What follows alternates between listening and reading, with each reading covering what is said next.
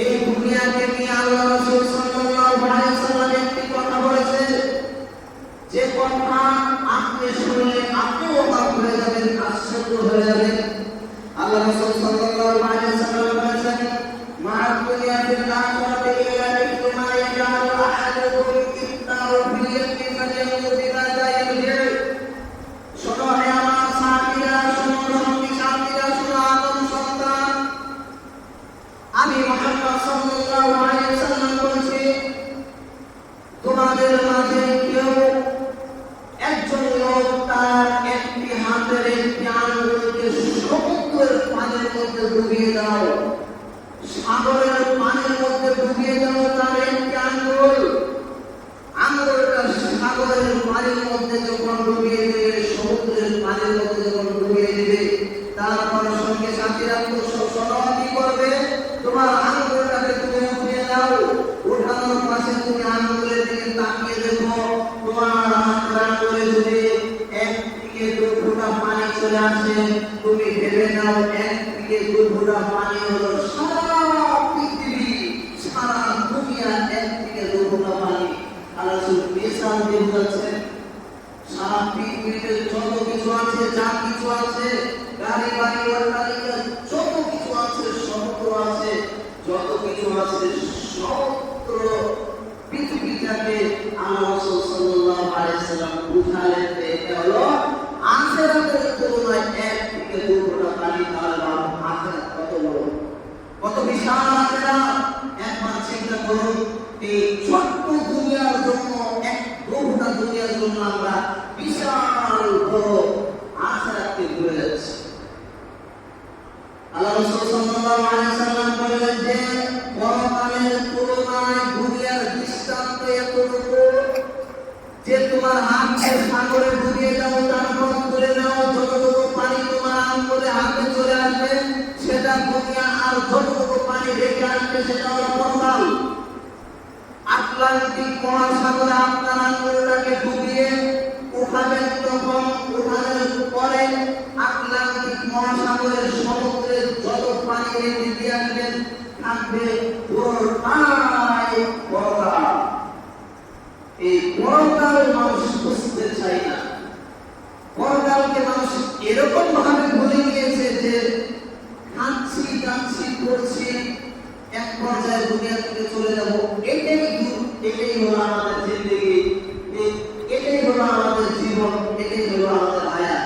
না যুবক ভাইয়া শোনো, মুরব্বি বাবাজিরা শোনো, এটা আপনার হায়াতের জিন্দেগি নয়।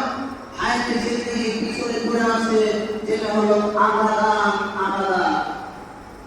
যেটা হলো চিরস্থায়ী, যেখানে চলে গেলে আর আপনি বলবেন না। সেই পর্যায়ে যদি আপনার উপর শাস্তি হয়, তাহলে ভাবুন এক মুহূর্তের শাস্তি আপনি অনুভব করতে পারবেন না। আপনাকে একটি হাদিসের অংশ তুলে ধরছি। দুনিয়াতে যদি কেউ মায়ের পরিণতিতে সুখ শান্তিতে যদি কেউ মরণের আগ পর্যন্ত থাকে, ছোট্ট একটি ছেলে, তাকে তার মা বাবা বুঝতেই দেয়নি কষ্ট কাকে বলে, কষ্ট কি তাকে বুঝতেই দেয়নি।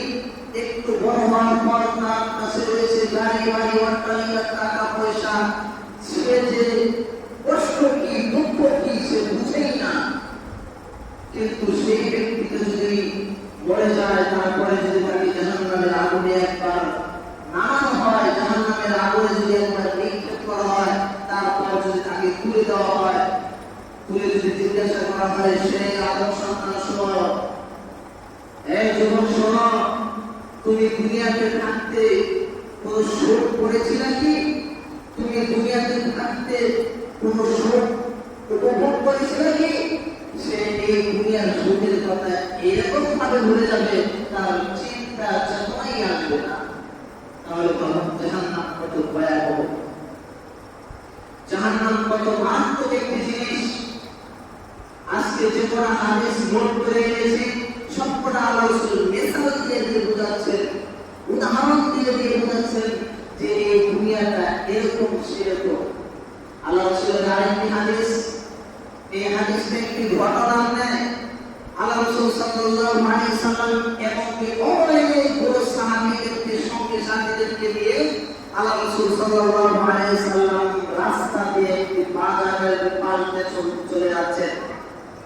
একটি রাস্তা অতিক্রম করছেন। এই সময় আল্লাহ রাসূল সাল্লাল্লাহু আলাইহি ওয়াসাল্লাম দেখতে পেলেন বাজারের পাশে, রাস্তার পাশে একটি মরা কাঁটা মৃত ছাগল পড়ে পচে আছে। মানে মাছি বসছে ওই মরা ছাগলের উপর।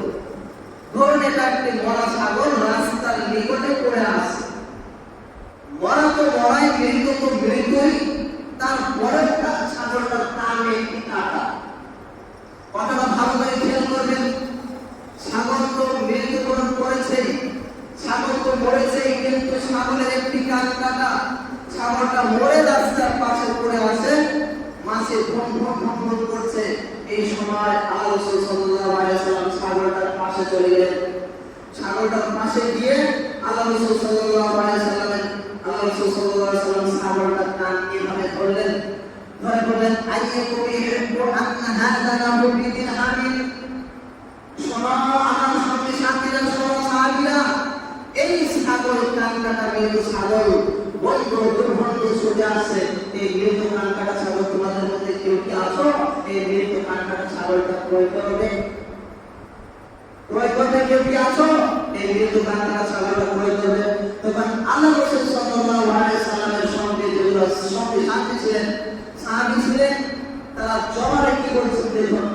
আল্লাহ রাসূল যেভাবে ধরে আছে ছাগলটা, তখন সঙ্গে সাথীরা সাহাবীরা বলছেন, মা আন্নাহু মা নুহিব্বু আন্নাহু লানা বিশাইইন। তোমাদের মধ্যে কেউ কি আছো যে এই ছাগলটা এই দিরহামের বিনিময়ে ক্রয় করবে? সাহাবীরা বলছে যে এই ছাগল এক টাকা দিয়ে, এক দিরহাম দিয়ে ক্রয় করা তো বহু দূরের কথা। এক টাকায় এক দিরহাম দিয়ে ক্রয় করা তো কিনা তো বহু দূরের কথা। এই কানটা মৃত ছাগলটা যদি আমাদেরকে ফ্রিতে দেন, এমনিতে দেন, তাহলে আমরা নেব না। কেন না? এই মৃত কানটা ছাগল আমরা খেতে পারবো না, মানুষকে অন্যকে দাওয়াতে খিলাতে পারবো। কোনো কাজ আছে? মৃত ছাগলের কোনো কাজ আছে? কথা বলেন, কোনো কাজ আছে? কোনো কাজই নেই। তাহলে এই মৃত কানটা ছাগলটা আমরা এক টাকাতে ক্রয় করে করবোটা কি করবো? কিনে ফেলে দিতে হবে, নাহলে কোথাও মাটির নিচে পুঁতে দিতে হবে। তাহলে আমরা এক টাকাতে এই মৃত কানটা ছাগলটাকে ক্রয় করে কি করবো? তখন আল্লাহ রাসূল সাল্লাল্লাহু আলাইহি ওয়াসাল্লাম বলেন, ফাওয়াল্লাহি ফাওয়াল্লাহি ফাওয়াল্লাহি লা দুনিয়া আহওয়ানু মিন হাযা আলাইকুম। শোনো সঙ্গে সাথীরা, শোনো আমার সাহাবীরা, শোনো আমার সঙ্গে সাথীরা, ফাওয়াল্লাহি ফাওয়াল্লাহি ফাওয়াল্লাহি, আল্লাহর কসম, আল্লাহর কসম, আল্লাহর কসম, লা দুনিয়া আহওয়ানু আল্লাহ মিন হাযা আলাইকুম।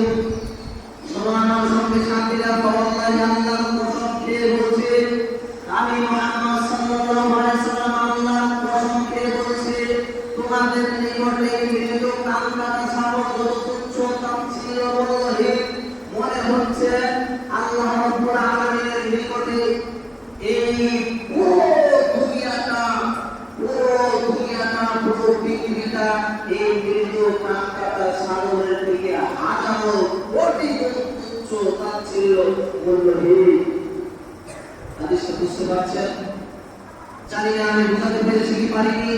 যদি আমি বুঝাতে না পারি তাহলে আমি ব্যর্থ, আর যদি বুঝাতে পারি তাহলে আপনাদেরকে ভেবে নিতে হবে আল্লাহ রাসূল সাল্লাল্লাহু আলাইহি ওয়াসাল্লাম এই পুরো দুনিয়াটাকে, পুরো পৃথিবীটাকে একটি মৃত কান কাটা দুর্গন্ধ ছাগলের সাথে তুলনা করলেন।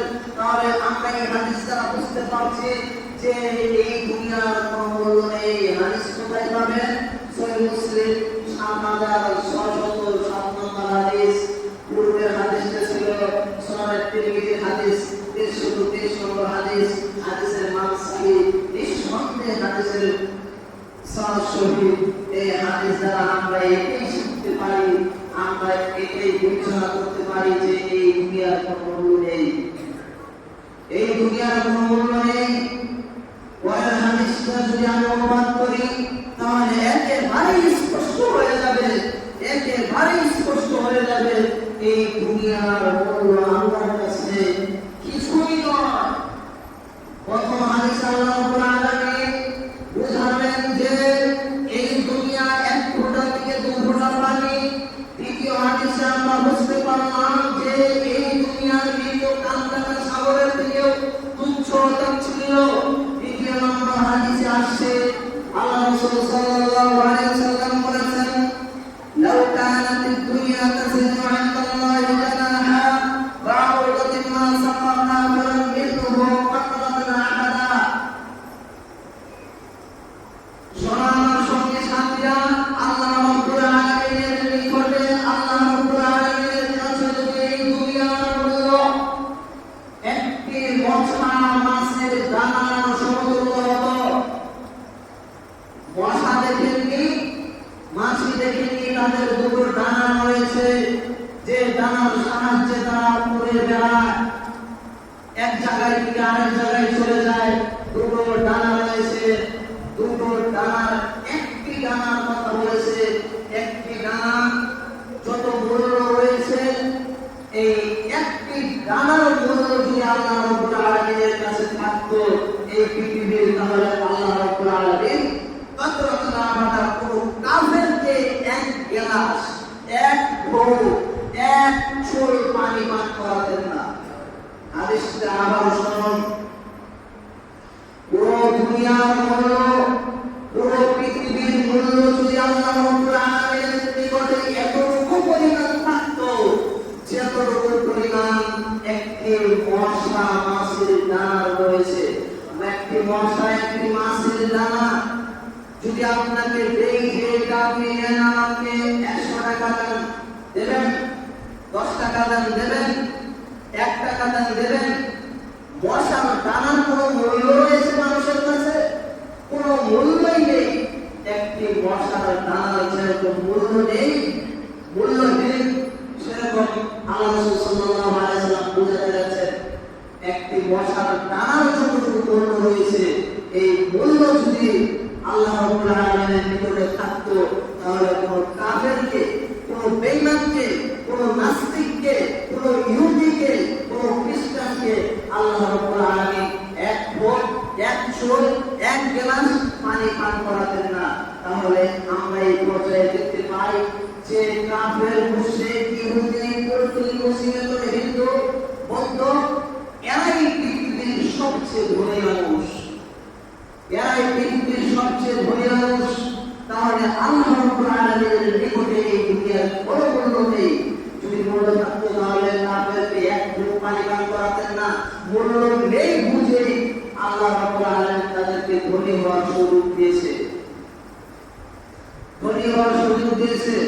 আল্লাহ রাব্বুল আলামিন আমাদেরকে বোঝার তৌফিক দান করুন, আল্লাহুম্মা আমিন। শেষ পর্যায়ে আপনাকে যেটা বলতে চাই, যাদের পিছনে পড়ে আপনাদের জীবনটাকে ধ্বংস করছেন, যাদের পিছনে পড়ে আপনাদের আখিরাতকে ধ্বংস করছেন, তারা হলো আপনাদের ছেলে মেয়ে, আপনাদের স্ত্রী পুত্র। আপনাদের ছেলে মেয়েদেরকে কামাই রোজগার করে খেলিয়ে বড় করলেন, কিন্তু তাদেরকে নামাজের জন্য আযান হয়ে যাচ্ছে মসজিদে পাঠালেন না। নিজের শরীরের ঘাম ঝরিয়ে ছেলে মেয়েদেরকে উপার্জন করে খাওয়াইয়েছেন। কাল কিয়ামতের দিন আপনার উপরে অভিযোগ দেবে, আপনার উপরে তুফান লাগাবে, আপনাকে বিচারের কাজ করাই করবে যে এই আমার বাবা, এই আমাকে কখন বলেনি যে নামাজের আযান হয়েছে, নামাজে যেতে হবে। সুতরাং ছেলে মেয়েদেরকে খাওয়ানো হবে না, রুজি রোজগার করে ইনকাম করে তাদেরকে পয়সা দিতে হবে না। আপনার দায়িত্ব রয়েছে আযান হওয়ার পরে তাদেরকে বাড়িতে জায়গা না হয় তাদেরকে মসজিদে বানাবেন। আপনার স্ত্রীর জন্য সবকিছু করলেন, এখন যদি আপনি অসুস্থ হয়ে যান, আপনার স্ত্রী আপনার জন্য জান দিতে রাজি হবে, কিন্তু কাল কিয়ামতের দিন আপনার স্ত্রী আপনাকে ভুলে যাবে। ইয়াউমা ইয়াফিরুল মার'উ মিন আখিহি ওয়া উম্মিহি ওয়া আবিহি ওয়া সাহিবাতিহি ওয়া বানিহি। সন্তান